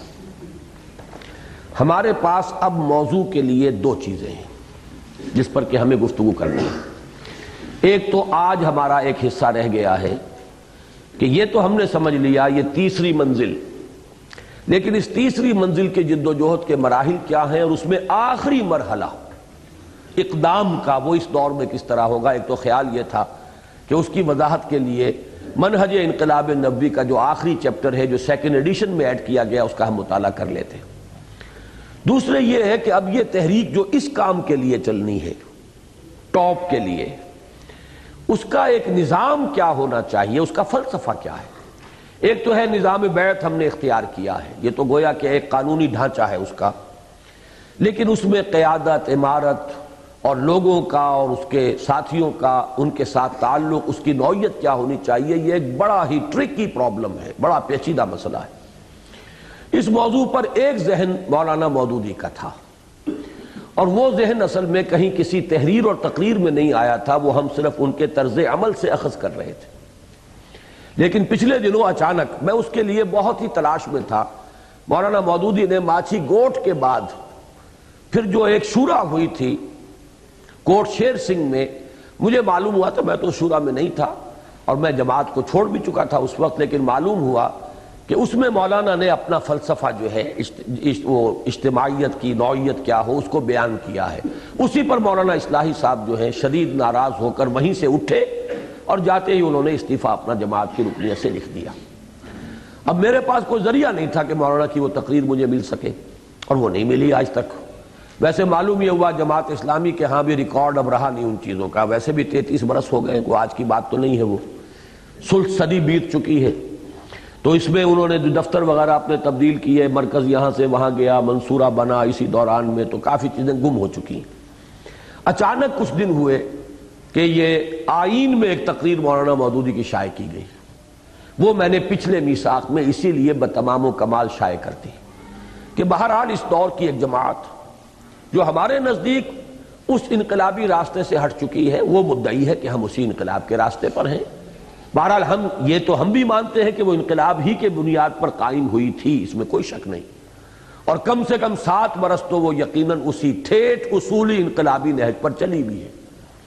تو اس کے داعی اور مؤسس اور اس کے جو امیر رہے اتنے طویل عرصے تک، ان کا ذہن کیا ہے، یہ اللہ کے فضل سے اس تقریر کے حوالے سے ہمارے سامنے آ گیا، اور میں نے فوراً بلا تاخیر اسے میثاق میں شائع کر دیا تاکہ ہمارے بھی سوچنے سمجھنے والے ساتھی جو ہیں وہ اس کو پڑھیں، سوچیں، اس میں کیا پہلو صحیح ہے، کیا غلط ہے، جو صحیح ہے اس کو علی وجہ البصیرت اخذ کریں، جو غلط ہے اس کو علی وجہ البصیرت رد کریں۔ تو یہ ہے در حقیقت پس منظر کہ کل ہمیں اس کا مطالعہ کرنا ہے، لیکن مطالعے کا سٹائل مختلف ہوگا۔ اب کل آپ بھی شاید اکتا چکے ہو، اب ایک ہی طرح کی یہ جو مونولوگ چل رہا ہے، میں ہی بول رہا ہوں، بولتا جا رہا ہوں، اور میں بھی چونکہ تھک گیا ہوں تو مجھے بھی اب اس کے لیے کوئی آلٹرنیٹ میتھڈ جو ہے سوچنا، مجھے پڑا ہے سوچنا، اور وہ یہ ہے اب ہمارے جتنے ساتھی بھی اس کے لیے تیار ہوں وہ اس مضمون کو بھی پڑھیں. مزید برآں میثاق کا وہ پرچہ چھپ کے آ چکا ہے جس میں کہ وہ نقض غزل کی بھی 4 قسطیں شائع ہو گئی ہیں. اس کے بھی جو ضروری حصے ہیں وہ پڑھیں, پھر اپنی رائے بنائیں. میرا ذہن اور بیعت کا نظام, اس کے لوازم وہ تو سامنے ہیں, ہم چل رہے ہیں اس کے اوپر, اور اس کو دیکھیں کہ کہاں وہ چیز ٹیلی کرتی ہے, کہاں اختلاف ہے, کہاں آپ کو غلط نظر آتا ہے, کہاں صحیح نظر آتا ہے. اور میں یہ چاہوں گا کہ مرکزی شورا کے جو ہمارے اراکین ہیں وہ تو اس کے لیے خصوصی محنت کریں, رات کو لگیں, اپنا ذہن بنائیں اور اظہار خیال کریں یہاں پر. باقی حضرات جو ہیں وہ یہ ہے کہ اجازت لے کر وہ بتا دیں کہ ہمیں بھی کرنا ہے, پھر ہم دیکھیں گے کتنے افراد کو ہم اس کے لیے موقع دے سکتے ہیں. اس لیے کہ یہ اصل میں اس نوع کی ہماری وہ جو ہوتی تھی مشاورت ایکسٹینشن والی, وہ تو نہیں ہے, توسیع مشاورت نہیں ہے, بلکہ یہ تو نظریاتی ہمارا ریفریشر کورس ہے. اس لیے سب کو یہاں پہ اس کا موقع نہیں دیا جا سکتا. دن بھی ہمارے پاس اب صرف کل کا رہ گیا ہے. تو میں یہ چاہوں گا کہ شورا کے حضرات جو ہیں وہ تو اس کے لیے ضرور محنت کریں, پڑھیں. انہوں نے پڑھا ہوگا, وہ مضمون تو پڑھا ہی ہوگا. نقض غزل جو ہے وہ بھی آ چکا ہے پرچہ. جو دوسرے حضرات کرنا چاہتے ہیں وہ بھی اس کے لیے محنت کریں. پرچے دونوں مل جائیں گے, لیکن یہ دونوں پرچے تازہ ترین ہیں, یہ پوری قیمت پہ ملیں گے, بغیر اس کے نہیں ملے گا پرچہ. اور یہ البتہ پرانے پرچے جو ہیں یہ آپ کو ہم نے دے دیے ہیں, لیکن یہ کہ یہ پرچے جو ہیں یہ تو نئے پرچے ہیں. تو جو حضرات بھی اس پر تیاری کریں, کل پہلے وہ اظہار خیال کریں گے اور پھر جو ہے اس کے بارے میں اپنا نقطہ نظر جو ہے وہ واضح کر دوں گا. اور اس کے بعد اگر وقت رہا تو پھر وہ بھی ہم مطالعہ کر لیں گے, وہ جو ہے آخری چیپٹر منہج انقلاب نبوی کا. ورنہ یہ ہے کہ اب اتنے لمبے پروگرام میں سے اگر ایک چیز رہ جائے تو میں سمجھتا ہوں کہ کوئی زیادہ بڑی بات نہیں ہے. اللہ کا شکر ادا کرنا چاہیے ہمیں کہ ہم نے اب تک تو یہ جو آپ کا پروگرام 5 دن کا مکمل ہو چکا, میرے 4 دن ہو چکے ہیں اس مشقت میں, لیکن اللہ کے فضل و کرم سے جو نصاب ہم نے بنایا تھا اس کو ہم نے تقریباً مکمل کر لیا ہے, سوائے یہ کہ آج کا وہ چیپٹر رہ گیا ہے. تو دیکھیں گے کل اس کا بھی وقت مل جائے تو. ورنہ پھر کل یہ ہے کہ آپ کے سوالات کے بھی مجھے جوابات دینے ہیں. کل شام کا آخری جو سیشن ہوگا ہمارا, اس میں اپنے سوالات کو بھی بہت ہی اچھے صاف واضح الفاظ میں وہ آپ مرتب کر کے اور چودھری غلام محمد صاحب کو تحریری شکل کے اندر دے دیں. پھر اس میں کوئی ترتیب وغیرہ جو ہے وہ قائم کریں گے. اب تک جو کچھ ہم نے پڑھا ہے, جہاں جہاں کوئی خلجان ہو, کوئی خیال ہو, کوئی وضاحت مطلوب ہو, وہ آپ لکھ دیں اور اس کے اندر پھر ترتیب کے ساتھ جو ہے اس کا بھی جواب دینے کی کوشش کروں گا. اور پھر کل آخری باتیں جو بھی ہوں گی وہ انشاءاللہ آخری سیشن میں ہو جائیں گی.